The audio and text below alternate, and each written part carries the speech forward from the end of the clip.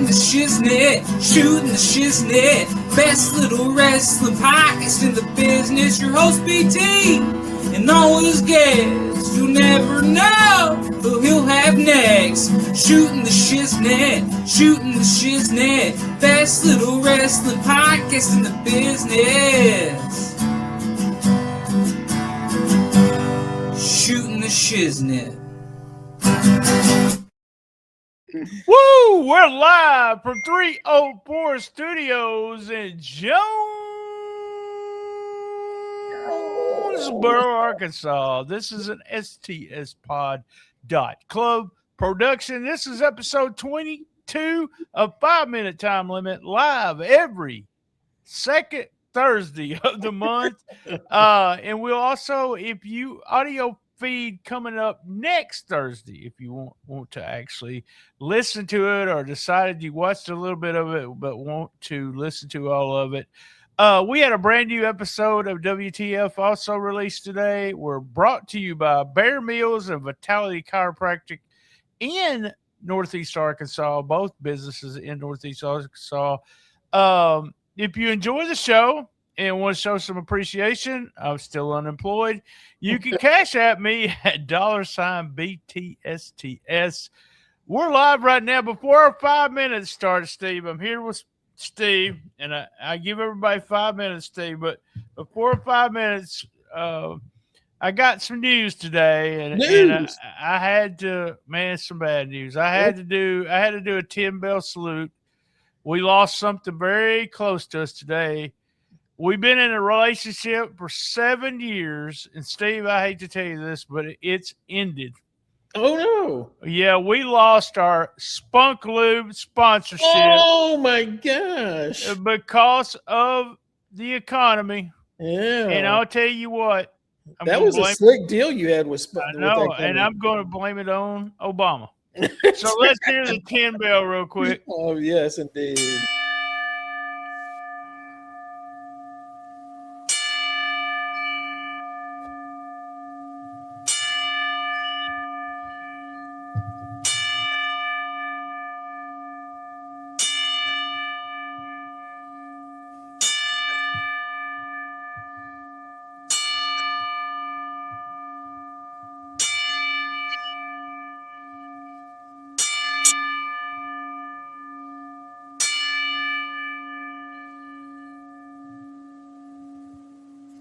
That's pretty bad. That's pretty bad when a lube company's having problems, ain't it? Yeah. Jesus. Where do they get off canceling the contract? I thought we had sex no matter what. So 7 years, but I thank them for the 7 years of sponsorship. Guys, I don't know if you know this, but after every show we do an after show chat.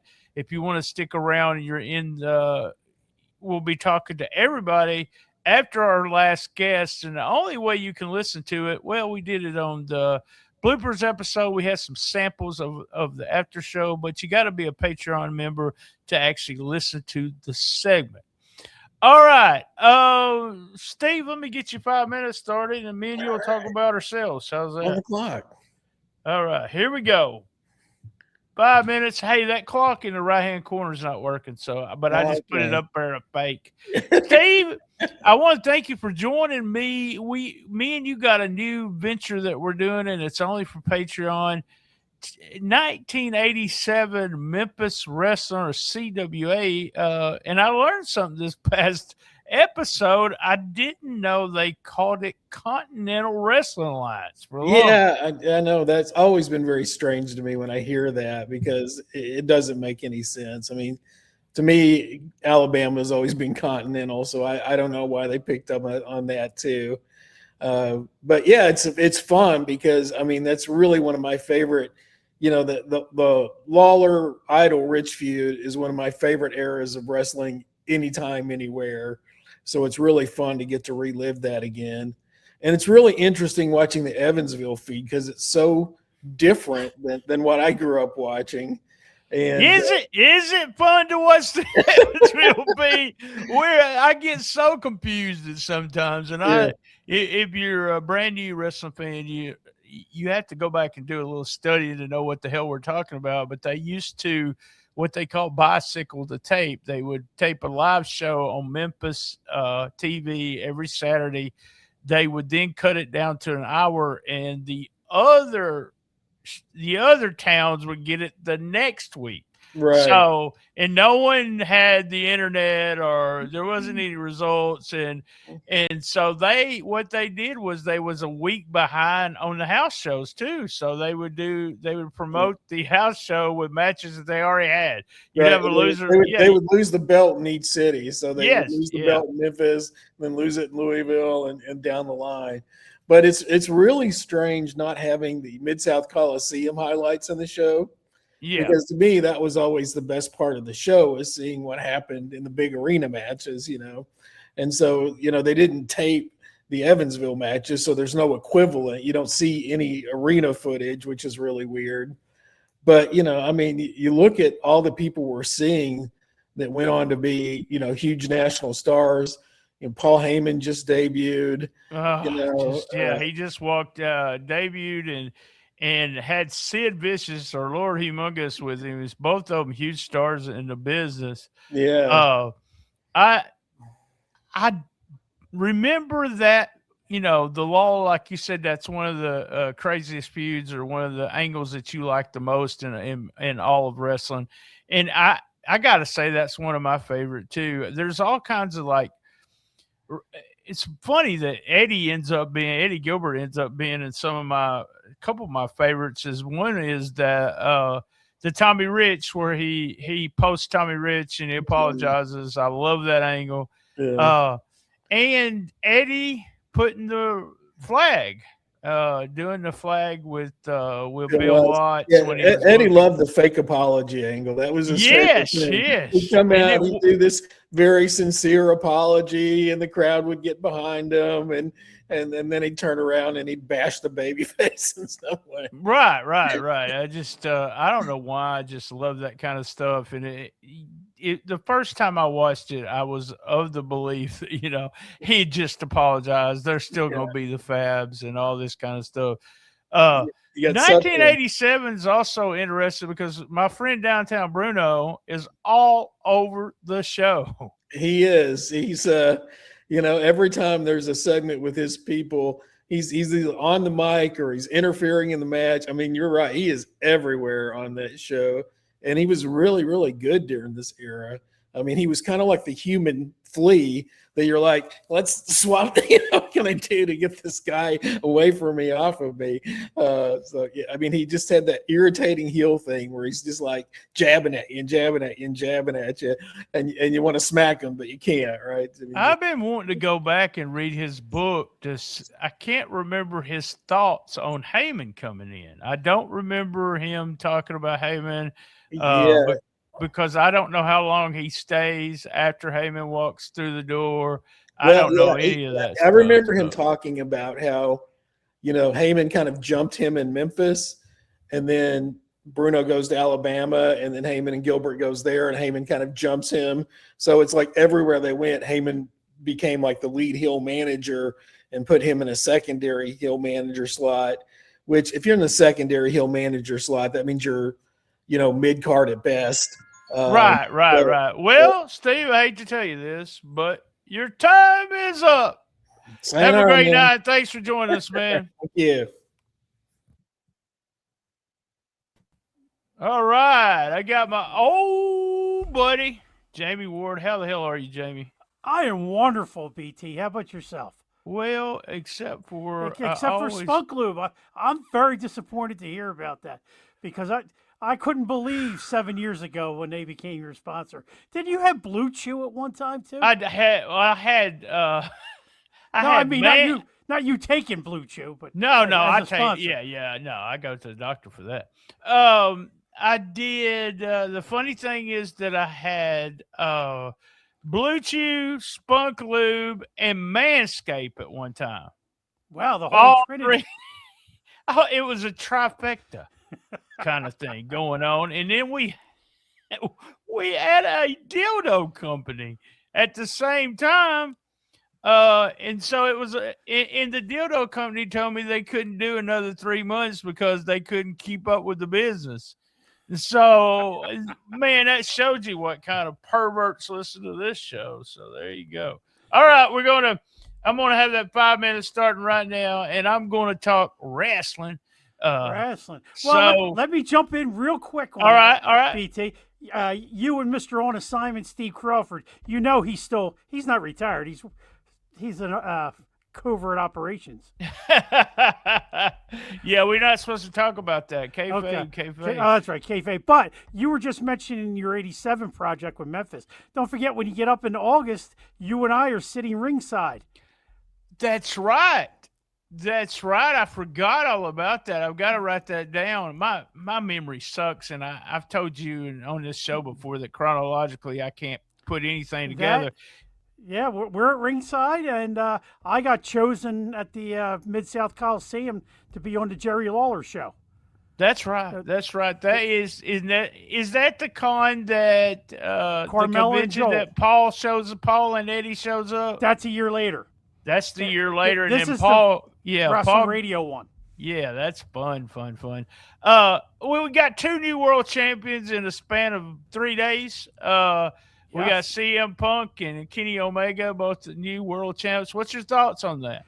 You know, I don't watch much AEW, but I thought I did last night just because I want to see this match, and I thought it was outstanding. And they might be getting me back again. It's been a while since I paid attention to AEW because I'm just tired of all the unbelievable stuff that they I agree with you. I can't but this might get me back watching a little bit. I actually watched the ladies match before that, and I remember when Willow Nightingale was a jobber, so it's good to see that she's in the upper echelon now. I always liked her. And then as far as CM Punk, I didn't like the way they did it, but obviously they were going Cody Punk the entire time because Punk called out Cody basically the night after WrestleMania, and they just gave him some time off. So whether this was the planned attack of Sammy actually getting the belt or not, it works out the same way. You're going to get the same exact main event. Where Sammy would have got another run. Unless this is all a big smokescreen for Sammy, then to with Punk turning heel, and then having Sammy beat Punk at WrestleMania over in Saudi Arabia. Oh, I never thought about that, but yeah, I think we're going to look. I really think we're going to do a Punk heel turn, or they're going to end up turning him against Cody because, you know. Do you notice he grew the chest hair back in? Yeah. over Does top that mean of the he's a heel? Does that mean he's a... That's the way I took it, because the last time we saw Punk with chest hair, he was a heel. Oh, wow. You know, he took the belt and put it back in the fridge, too. So I wonder if that's part of the deal where he's going to... I like Punk, either heel or baby. It doesn't really matter to me. He's to me, an excellent performer. I have a fun time with him. And always been a fan of his. I love it that everyone jumped on this bandwagon about, well, he said blah, blah, blah to The Rock about part-time. And it was an angle. It was a scripted angle. Please, folks, please watch wrestling and just have fun. Triple H, recently covered that today about Triple H telling people to shut the hell up and just watch wrestling. Well, and even the pipe bomb was an angle. Yeah. He got to go off and say what he wanted. It wasn't scripted, but it was still an angle that he was going to sit down. Vince was going to cut the mic, supposedly. Right. And then, the rest is history with the way that goes. Yeah, there's nothing that really happens that is pure shoot in wrestling in the last 30 years. I got something to ask you. This is a perfect question for you. ECW, or when Shane gave up the belt, Shane Douglas gave up the belt, just threw it down. Did Dennis know about that? I wasn't hanging around with Dennis at the time, but from what I have been told by Dennis's buddies, Dennis had no idea, and that was a total double cross. That's what I was always told. Also, however, they lied to him even more after it was over and said, that's just a temporary thing, Dennis. Don't worry about it. It's actually all going to work out. And that's when they had Dennis do the interview afterwards about him, ripping into Shane Douglas because he still thought it was part of the angle. But that was all a double cross because Paul never liked Dennis. Back to where you were talking about 88 in Memphis, Paul and Dennis, or Dennis liked Paul. Paul never liked Dennis. Well, they're covering that on the new ECW podcast. I had to ask you that. I'll have to get Gene and Brandon to take a listen to what you said on that. That's awesome. All right, Jammie, thanks for joining me, man. I appreciate it. Have a good night. All right, I'm going to hang around, BT. All right, thank you. And speaking of, we got to get rid of Jammie. But speaking of the ECW podcast, I almost said pay-per-view. Brandon, I don't know if you heard what Jammie said, but he did have some inside knowledge about whether Dennis knew or not. So I'll get that to Gene. Y'all may want to play it or something. But absolutely, man. I missed it. I just got in. I'm sorry. Yeah, that's okay. You'll like that because it's part of history. You don't know this, but me and Jammie both were good friends with Dennis Carluzzo, and talked to him at least once a week for a long time on the phone, sometimes more. But he was just quite a character. Did what do they call it? Dine and dash. I did dine and dash with him one time. I didn't know I did it. Awesome. Yeah, hell of a story. But you get out to the car and someone's already left and didn't pay. And I rode with Jammie. I believe we were in a car in Memphis, and a Domino's driver was taking us around to get alcohol.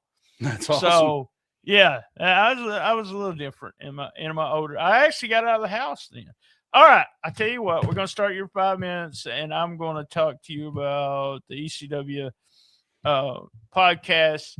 You've been on here before, but we just talked wrestling. But you recently jumped into the podcast world with us. So what, 3, 4 episodes, 5 episodes so far? About 5 episodes in. Yeah, I'm greener than goose shit, as they would say. So what do you think? Man, I'm having an absolute blast. Like I can't even begin to explain how much fun it's been. I love it, man. I'm ready to do more. Hell, me and Gene, we record tonight. We'll actually be recording the next episode tonight. So looking forward to that. Right on. So what y'all are doing is what we do. We do the USWA and the Power Pro. We're going to start our 3rd season sometime next month of the USWA. But you're doing ECW, and yes, sir. You're doing it. I wish y'all would have covered those with my. See, I know Stately Wayne Manor also. That was a commentator for that. I know him.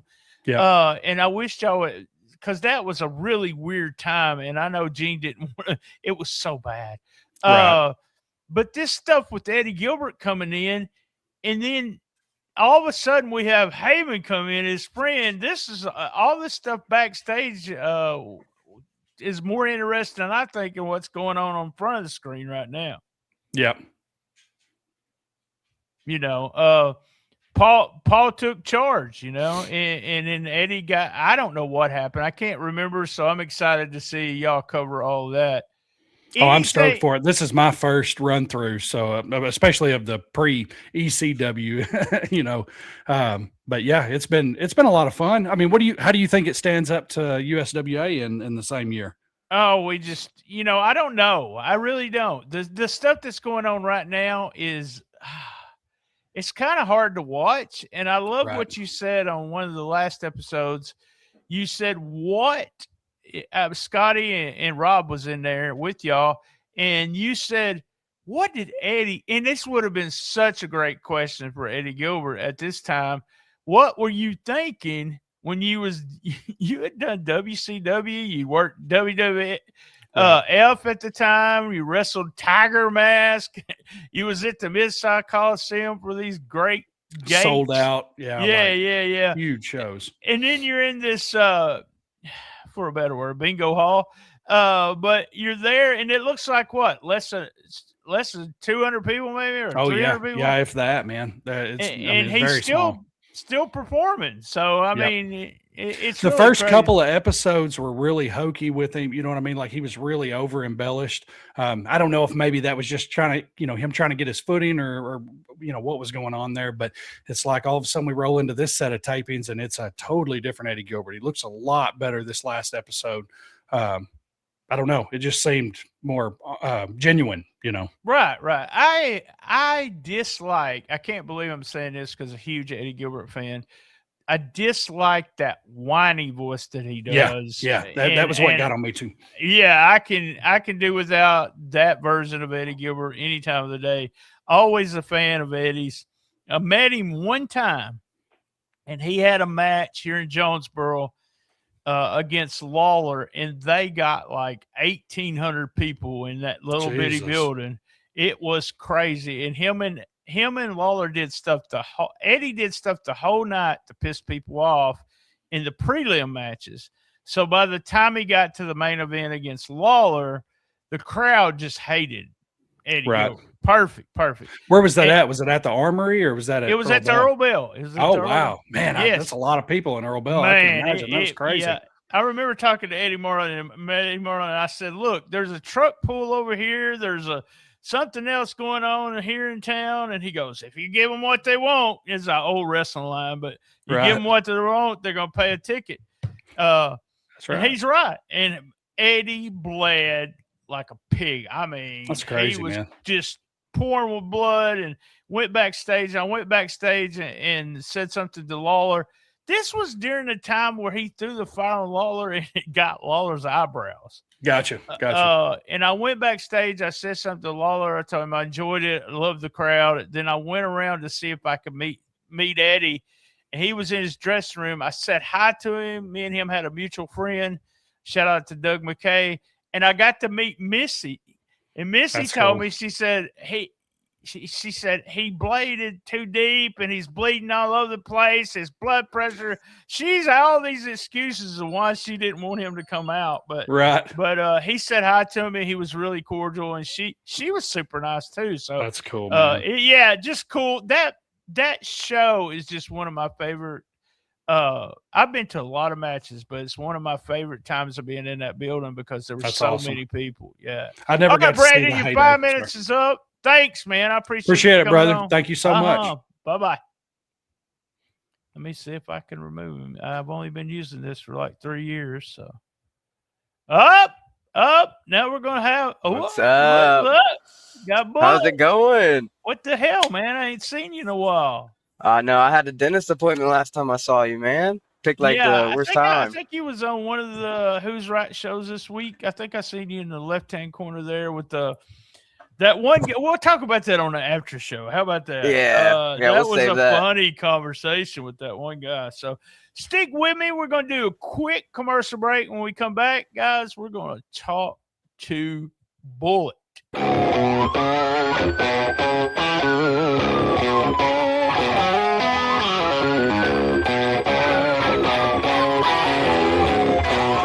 Boys in Blue lumberjack match. Zach Daniels against T.J. O'Reilly. The ring will be surrounded by members of the police department and fire department, making sure these two stay inside the ring until there's a winner. No escapes, no shortcuts, no excuses, no disqualifications, no countouts, only survival. Every punch will be harder. Every move will matter, and if either man tries to run, they'll be thrown right back into the fight by the people protecting our community. This isn't just about winning. It's about pride. It's about respect. It's about proving who belongs on top. That's Saturday, July the 11th, 802 Liberty Street in Marktree, Arkansas. Doors open at 5 p.m., bell time 6 p.m. This event honors Officer Trevor Howard with proceeds helping support his family. Let's pack the building, honor a hero, and witness one of the most intense matches MCW has ever presented. Who walks out? Who gets carried out? Let us know who you got. Zach Daniels or T.J. O'Reilly. Be there Saturday night.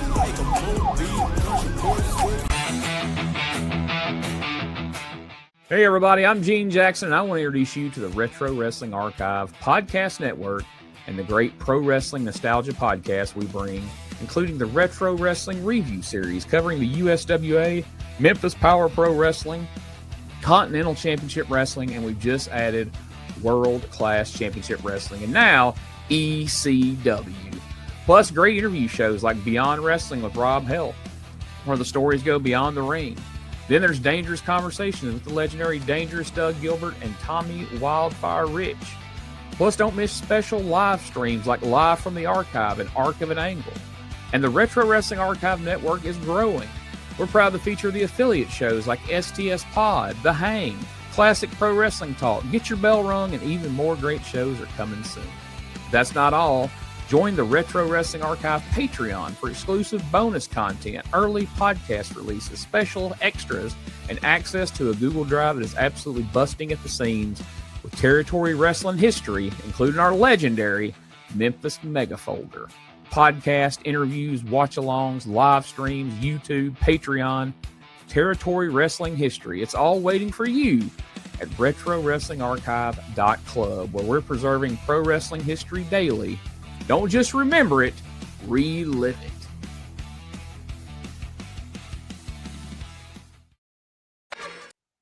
Don't miss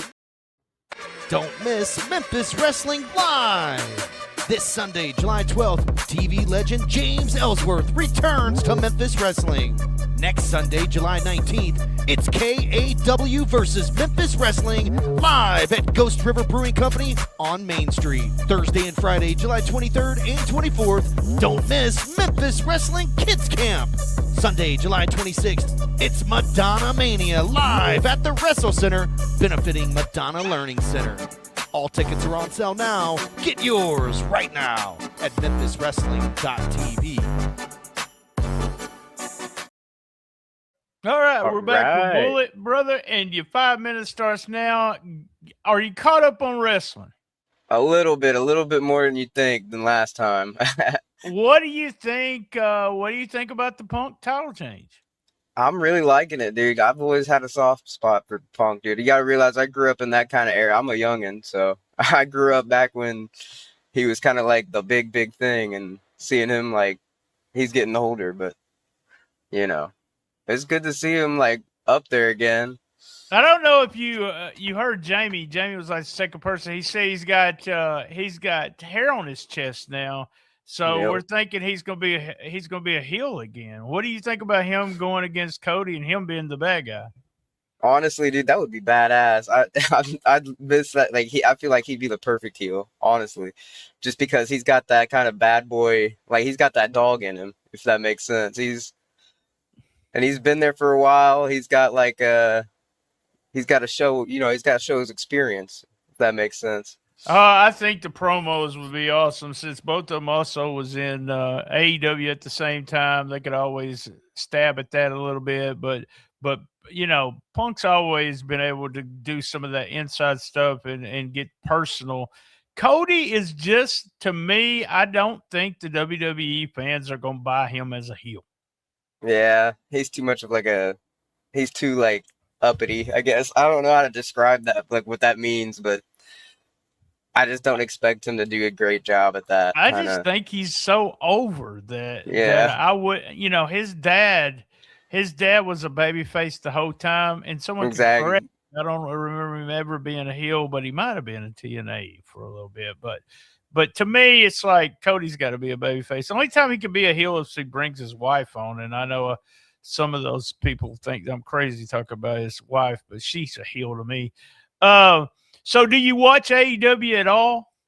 No, not really, to be honest with you. But I might get into it with the way you guys talk about it. Shit.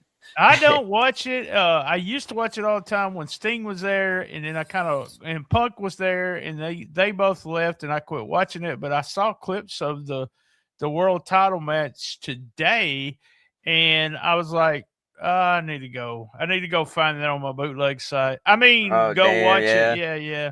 And I can watch it on HBO, I think. HBO Max, it's on. Oh, shit, I got that. Oh, hell yeah. Yeah. You can do that. Don't got to pay extra? No, I don't think so. I think it's up there. But you Hell got to yeah. search for it. I mean, I had a hard time finding it the first time. So what's the last wrestling that you watched?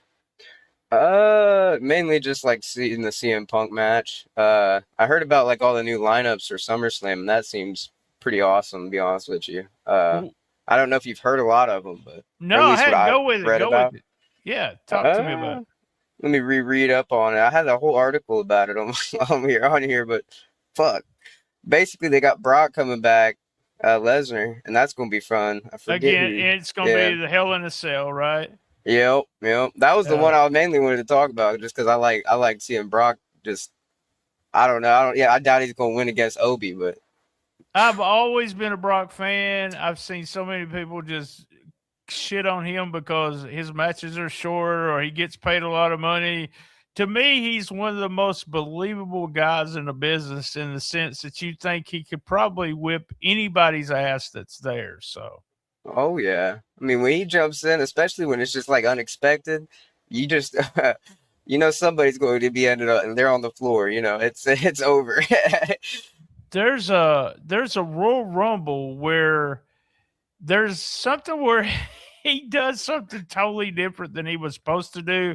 Matt Riddle was talking about it. It's like Matt Riddle was getting a good pop, and then all of a sudden Lesnar threw him out, or somebody threw. It was just like, oh yeah, we weren't supposed to do that, but Lesnar said let's do this, so we were like, yeah, we'll do it. And Jericho's got a fun story about him getting mad at Brock Lesnar. Can you imagine Jericho trying to beat up Brock Lesnar? just getting ripped in half. Yeah. I mean, just Murdered. to have his lunch. I know, he's been in the business for a long time, Jericho has, but he'd have to have something in his hand to take care of him. So That's for sure, man. we're going to have you on my show where we watch matches, because I had a couple of your buddies on there, and it's coming out in a couple of weeks, and they had not seen a Bruiser Brody or Abdullah the Butcher match. They didn't know who those guys were, so I don't know if you know who they are, but we'll pick up something from old school and get to watch it. Sounds good, dude. Hell All yeah. right, man. Thanks a lot. That was your 5 minutes. Have a great night, and we appreciate you coming on. Yeah, you too, brother. Scottie! Man, I like that shirt you're wearing. Y'all can get that shirt. Go to link of all links on stspod.club in the right-hand counter. Hit that. We got one of my favorite shirts we did was Being the Shiznit. So I like that. You're silent. I don't know if you're muted. Yeah, you're muted. Let me see if I can do anything. Got it. Oh, there you are. Sorry, buddy. You're new to this podcasting thing, so I'm gonna get your 5 minutes started, because I got you and Brandon are kind of in the same boat right now. Yep. 5 minutes in, because y'all are watching promotions that are building for something really big. Like ECW becomes, when Brandon and Gene get deep into this, it becomes one of the hottest indie, underground, tape trading promotions of all time. It was, and Paul was in the underground. He was part of that. He was part of that fandom of kayfabe sheets and photographers and all that. He knew how to push their buttons. You, on the other hand, are getting ready for one. And we was talking about favorite angles. Jammie Ward was talking about favorite angles. The angle with the Freebirds and the Von Erichs on Christmas night is one of my favorite angles of all time. It's one of those things where I read about it in the magazines. I was so excited about it, and I got to see it finally on videotape after I got a VCR in '86. And oh my God, I still loved it. I just loved what happens that night. Oh, absolutely. And like Kevin Von Erich said, this isn't good versus evil. This is decency versus filth, baby. You're going to see it in all its glory.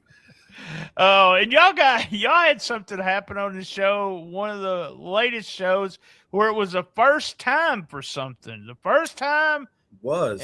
And I was excited because I didn't know what was going on. I didn't know what y'all were going to say, but it was the first time that Kevin didn't wear shoes. Mm-hmm.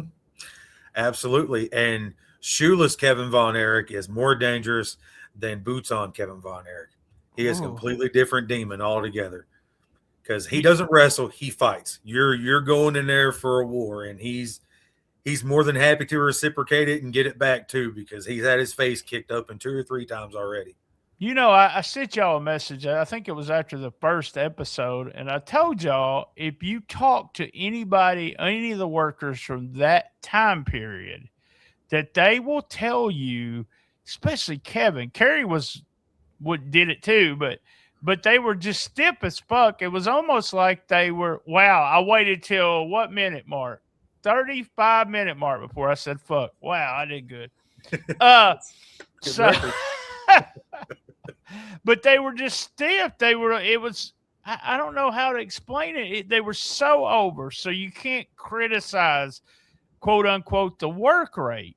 Right. But it was almost like if you watch the movie, it is a movie, but in my mind, it's almost like they believed it was real and that they were out there just beating the hell out of everybody, and they got the hell beat out of them. Didn't y'all get one time Kevin got his mouth completely busted open and everything? Yes. Yeah, it was, I think it was show 1 or show 2. Kabuki gave him a spinning back kick right to the face. They did an interview right after the match, and he had probably a 2 or 3 inch gash underneath his eye, and his nose was all bloody and what have you. So, I've even heard it before from Michael Hayes. They've interviewed him a couple times about it, and they basically had a working agreement. As long as you don't bust my teeth out or break any bones, everything else is fair game. Oh, wow. Yeah. Yeah. You know, I've told this story a couple times, but Dutch, I was with Dutch here in Jonesboro one night, and Kevin was in town doing Saturday night. I think he did TV tape. I'm not sure, but he was there. Asked if I could get a photo of him, and he told me, yes, I've got the photo somewhere. I've got to bring it up and show people. But he said I could take the photo, but he had pink eye in both eyes. And yeah, pink eye in both eyes. And so I took the picture, and I was laughing. He was out of his freaking mind that night. And he hit Dutch so hard that Dutch, he didn't knock him out, but he was out of it for 3 or 4 minutes.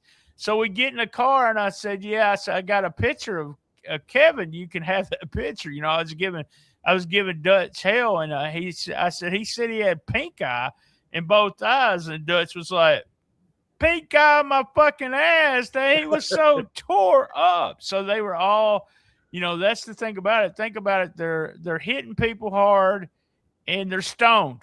Mm-hmm. So, I've also heard, you know, that the only reason why Kevin Von Erich went without boots was because he kept forgetting to bring them. So it's just easier to go without.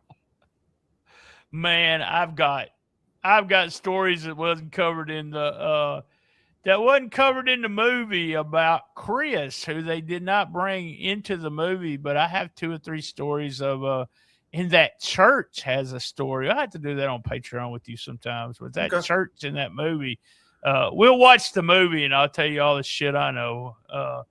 So let me see who I'm gonna bring in. Let me see. Up. All right, Scottie. Thanks, man. There she is. Been on every episode. What's up, Buttercup?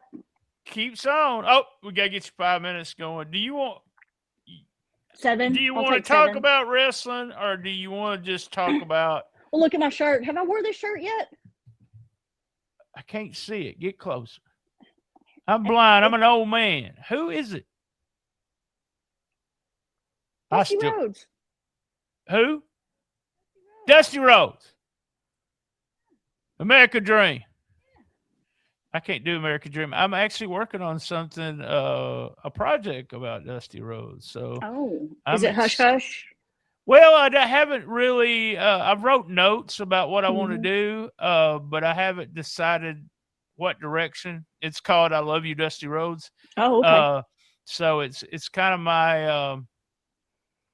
my look into being a fan and not Gotcha. knowing anything about the wrestling business, and then being just jumping into the fire, if you will say, Mhm. of kayfabe sheets and backstage and all of that, and what it did to me as a fan, who I liked and who I disliked because of being a smart fan. And Dusty was one of them that fell to the side, and I didn't realize all that until I watched the Cody documentary, and he was talking about his dad, and I was just like, man, I was such a Dusty mark. Why did I just start hating on Dusty so much? And it was the kayfabe sheets. So I've got all these kayfabe sheets from when they started to now, and I think if I go back and look at all that compared to what my fandom was, it should be fun. Should be fun. Yeah. He's Yeah. not the only guy. I was a huge Hogan fan. There's guys that people quote they can't work. Their work rate ain't no good. We didn't even understand any of that shit, but we thought we did. Mhm. Did you see Monday Night Raw? I did. So what's your thoughts about Punk being the champ? I can't stand CM Punk. Oh, I forgot. You don't like him, do you? No, we have a lot of hate. Yeah, I just don't like him. What happened between you and him? I don't. Can you talk about it? Well, I signed a non-disclosure agreement, but it stems back to Seth Rollins. Oh, okay. All right. I get But it. that very long history. You can't just walk away and then come back. Like, who does he think he is? Whatever. I'm a huge fan. I'm so torn though. I'm so conflicted about Oba and Brock because I want them to equally win Hell in a Cell. I want them both to win. We can all win. I just want to watch them two big my motherfuckers gosh, kill it's gonna be each so other. good. So, It's gonna be so I just good. want to see blood and guts and the cage move, and I want to see guns and bow and arrows and boulders and all that kind of stuff. It reminds me. I know it sounds so silly, but all I could think about is like what they used to put people in a coliseum and fight people. That's all I could think of. Like gladiators.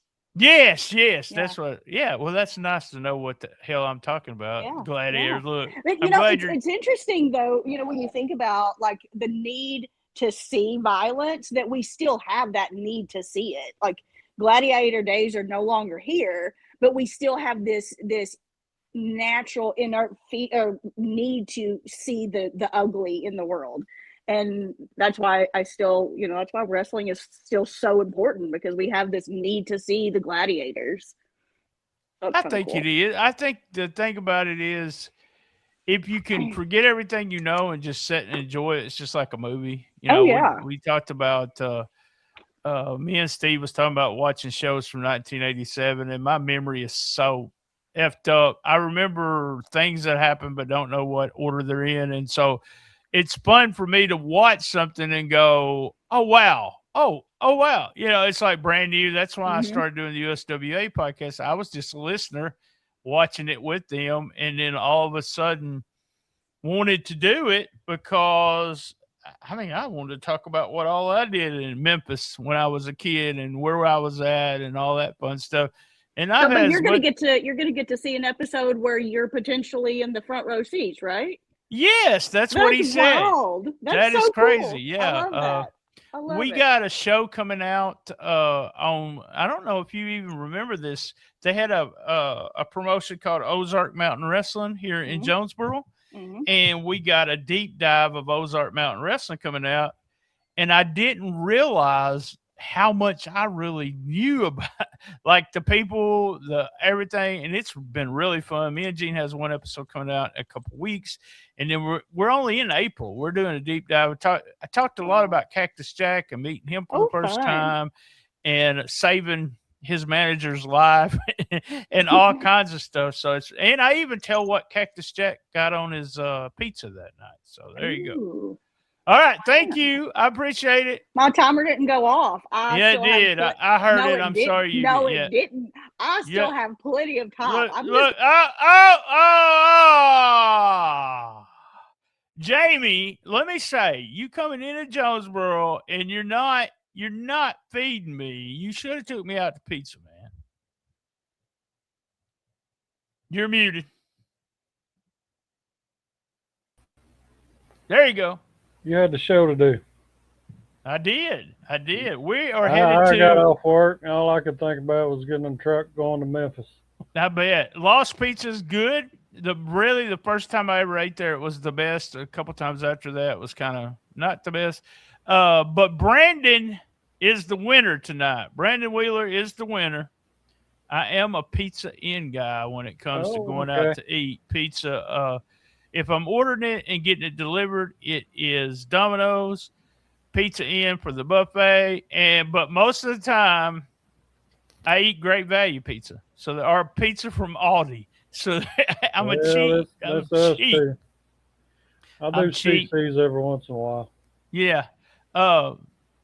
Some of y'all probably don't know. I used to own my own pizza restaurant. So I've heard that. Yeah. They're in Steele, Missouri. It was called Show Me Pizza Factory, and man, we had a great time. The thing I miss most about working at pizza is making my own pizza with as many freaking toppings and as much cheese as I want to. So, all right, we're gonna start 5 minutes. I saw you in the crowd today. You did. I can't talk about that show though. Shit, that's Saturday. Yeah, I can't talk about that. You talk about it. This hadn't released yet. Yeah, I know, but this is live right now, so we can't talk about it. Well, let's talk about Mike Anthony. He's a new champ, beating Tim Bosby. Sir. How'd you like that match? That was a great match. Between that match and I think the time that Bosby beat Gun Show, or Mike Anthony beat Gun Show. Those two matches are probably my all-time favorite of this Memphis wrestling. I think Mike and Bosby had another one. Was it earlier this year that was really good? They did. Oh, both of them are so good. It's going to be good regardless. Yeah, this. But Bosby has turned into such a heel. Everybody was just all over it. Him losing. I'm not doing it. I'm not doing these. Yeah, everybody knew they was there, but did tell me PG-13? They get a good reaction. It seemed like a good reaction on television. Yeah, everybody was, especially what they did on the show was okay.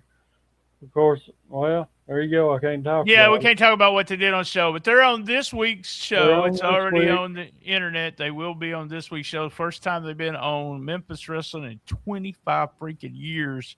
Yeah. I was a huge mark of PG-13. We did the year last year. We did their debut year. I think I said 96 on the podcast, but I think it's 93.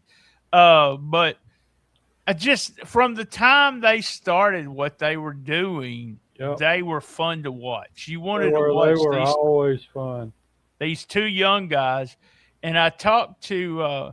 They were doing matches every week, and then they just disappear. And I was like, I reached out to Wolfie, and I was like, "Hey, man," I said, "Did y'all get in trouble or something?" Because Jammie's, Wolfie's not too much better, but Jammie's well known to get people in trouble.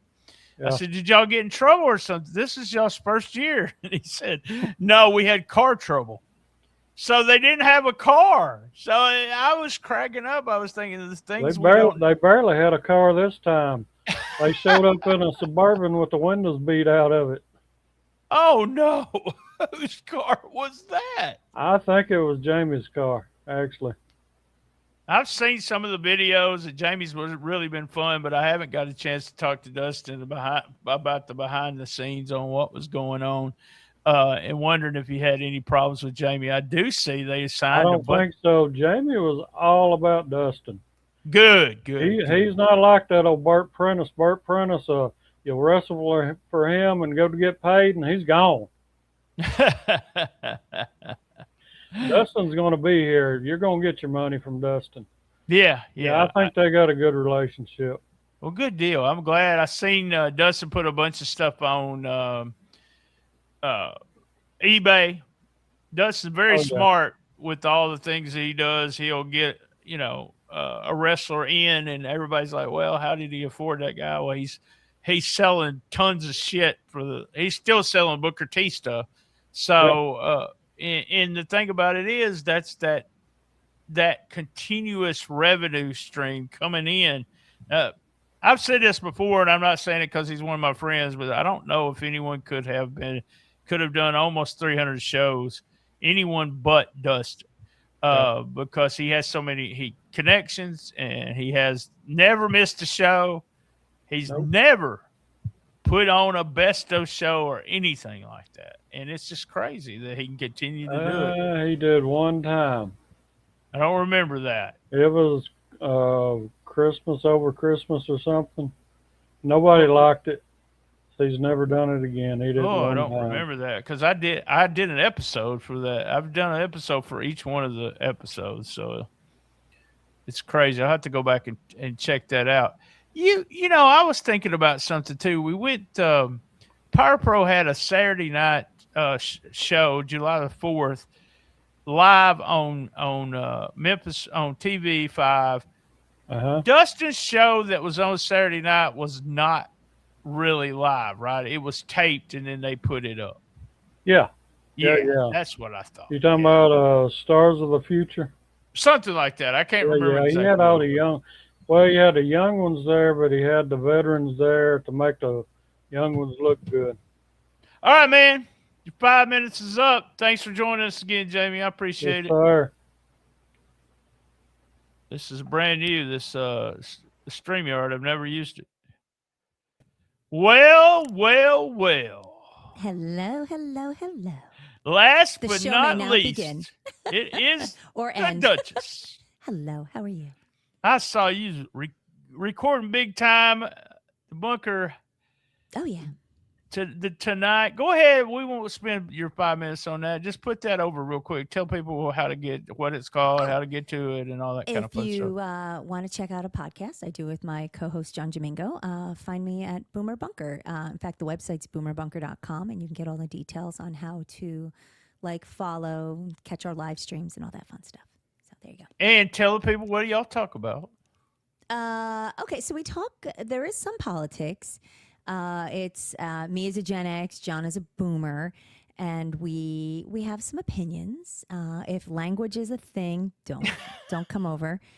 We are Jersey people. We tend to speak very passionately sometimes, but it's news events, it's topical current events stuff. Sometimes funny things and clips and all. So it's not always heavy politics. Some episodes are a little more politics based, but we try to balance it all out. Yeah. It's a good time. What about this on the after show chat if you stay? But man, I don't know how you do it with John. But let's get started. It takes a special woman to handle John. Yeah, it really does. It sure does. And I'm not that special woman. I want you to know that. So, and I know you wasn't here at first, at the very front of the show. We lost our 7-year-old sponsor. Spunk Lube is not a sponsor of the show anymore due to the economy. Can you believe it? People aren't buying Spunk Lube. People just not having sex anymore? I don't know what the deal. He said he had to lay off almost everybody on his staff. It's crazy. It's crazy. All right, 5 minutes starts now. Okay, every time the Duchess is on here, almost every show, I give her homework. And she requested last time I gave her a match, which she kept saying it was so long. It was 11 minutes, by the way. The way she judges time, I would be a hero. But I didn't say it was bad. I just said it was long. okay. So what you requested, you wanted to talk about Danhausen. I sent you some things about Danhausen. And Danhausen is he's just really, I don't know. I guess the best way to say out there, but are you still a fan? I am a fan. He's a lot of fun, and I think I enjoy his character. You know what is, especially with I guess the whole "I curse you" sort of thing. I love that, and I think with the just watching the baseball games, and then of course with the Knicks. I mean, come on. Like, I'm not a basketball fan, but that, let me tell you, people could not stop talking about that. And the fact that it became so powerful enough where the Knicks and WWE like paired up on merch with him, it tells you the power of that marketing, how that really grew. So he was on like Stephen Smith. He's been on all kinds of interviews. It's been fantastic to watch him. And he just makes me laugh. I truly love his character. That thing with the Knicks, he just fell into that. It was like, I mean, he cursed the other team. And so the Knicks, he took the curse off the Knicks and he cursed the other team. Somebody will have to put in chat who the other team is. I don't watch NBA, and I don't just remember not anymore. Go ahead. But he got lucky. Okay, so he got lucky and he ran with it. I mean, it was freaking awesome. It was freaking awesome. So, did you get to see what he's done to Miz and the other guy? The Miz now it's always fun. Completely electrocuted, and his hair is wild, and fantastic. I see so many people criticizing, thinking that don't belong in wrestling, blah blah blah, and I'm like, I think it literally does. That's what I like about wrestling. You can really do anything you want to, and if you don't like that section or a promotion, you can fast forward or not watch it. That's kind of what you can do, and that's what when I talk about when I promoted shows myself, I always had such a mix. We had, people that like to do, brawling and hardcore matches. We had people who like to just work matches. I was in a barbed wire match with my ex-wife. We had that feud going on. We had some goofy stuff with a clown. But I had fat people, skinny people, muscular guys. I had, you name it. I just like the whole, for everyone. Yeah, right? yeah. And I think that's one of the things that really, I think that's what brought me into wrestling, because there were so many characters. And as a kid, it was, that year, I know we talked on my music podcast, but that year in 78, when I bought my first album, I bought my first wrestling ticket. I started being a Cowboys fan. 1978, 12 years old. God, it's like it shaped my whole life. It's weird. I still follow Cowboys. I still watch wrestling, and I've never revealed what my first album was, because we're going to wait till somebody else's first album so we can talk about it. But I still follow that band, not as close as I did, but I still follow them. And it's just 12 years old. I guess that was it for me. Everything happened. Well, not everything, but you know what I mean. I do know what you mean. And again, I'm not as well versed in wrestling as all the other compadres that have been on here. So just by like dipping my toe back into this, because again, back in the 1900s when I watched it, it was a lot of fun. And then I drifted, but that was the whole point. It's the characters. The characters make it, and they're characters you love to hate or you love to love. Like the Iron Sheik, people love to hate him, hated him so much, and then Sergeant Slaughter, and then Hulk Hogan, it was just crazy. So we had a fun time on Danhausen. Yeah, I was talking on WTF today. I do that show by myself, and then I do it with Gene, and Gene wasn't there. He took Smokey, the producer, to the Cat Cafe, and he never returned in time. So last month he was getting tater logs. So I was talking about Triple H, who is the lead writer per se of WWE right now, and he pretty much told the fans to shut the fuck up and enjoy wrestling. And I love that. I get where I know I spend X amount of time talking about wrestling in a podcast, but sometimes I just want to baby shake somebody and say, come on, just sit back, watch the show, shut the fuck up. We don't care what's going on. But part of my, we was talking earlier of a show I'm going to be working on was the inside stuff that made me want to keep watching wrestling, getting the Right. inside information, and everything being influenced by a newsletter I got instead of my fandom. So it's gonna be fun to do. All right, guys, y'all know what I'm fixing to say. Thank you, Duchess. You're Same welcome. Thank bad you. time, same bad channel on the best little wrestling podcast in the business. Be there. And as everyone knows, y'all know this, and my mama's she is doing fantastic. 10 months, been out of the hospital, got a perfect report today. So, y'all, I love my mama.